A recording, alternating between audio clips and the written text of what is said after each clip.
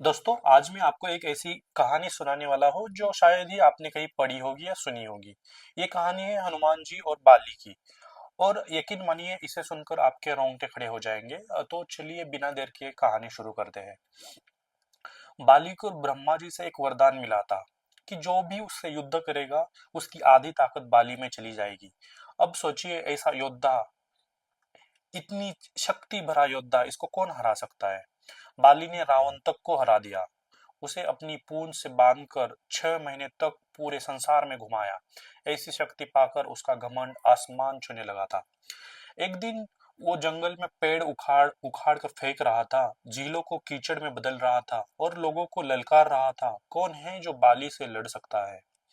इसी जंगल में हनुमान जी ध्यान लगाकर राम नाम जप रहे थे। बाली की गर्जना से उनका ध्यान भंग हुआ। हनुमान जी सामने आए और बोले, बाली, ए शक्ति का गर्व छोड़ो, जंगल को मत उजाड़ो और प्रभु राम का नाम जप जप करो। असली महानता इसी में है। लेकिन बाली अहंकार में बोला, अरे छोटे बंदर, तू मुझे सिखाएगा? मैंने रावण जैसे योद्धा को हराया है, ये राम कौन है? मैंने तो कभी उनका नाम तक नहीं सुना। ये सुनते ही हनुमान जी का खून खोल गया। उन्होंने कहा, अरे बाली, तू मेरे राम को ललकारता है? अगर तेरे में हिम्मत है तो पहले अपने इस सेवक से ही भिड़ जा। बाली बोला, ठीक है, कल शहर के बीचों बीच हम दोनों का युद्ध होगा। दूसरे दिन पूरा नगर इकट्ठा हुआ, सबको बेसब्री से इस अद्भुत युद्ध का इंतजार था। लेकिन तभी हनुमान जी के सामने ब्रह्मा जी प्रकट हुए और बोले, पवन पुत्र, मेरे पुत्र बाली को क्षमा कर दो, उससे युद्ध मत करो। हनुमान जी ने विनम्रता से कहा, अगर उसने मेरा अपमान किया होता तो मैं माफ कर देता, लेकिन उसने मेरे प्रभु श्री राम का अपमान किया है, ये युद्ध होकर ही रहेगा। ब्रह्मा जी ने कहा, तो फिर एक काम करो, पूरी ताकत मत ले जाना, बस अपनी 10वें हिस्से की शक्ति लेकर युद्ध भूमि में जाना। हनुमान जी ने आज्ञा मानी और युद्ध भूमि की ओर निकल पड़े। अब दृश्य सोचो, जैसे ही हनुमान जी ने अखाड़े में कदम रखा, उनकी आधी शक्ति बाली में समा गई। अचानक बाली का शरीर फूलने लगा, खून बहने लगा।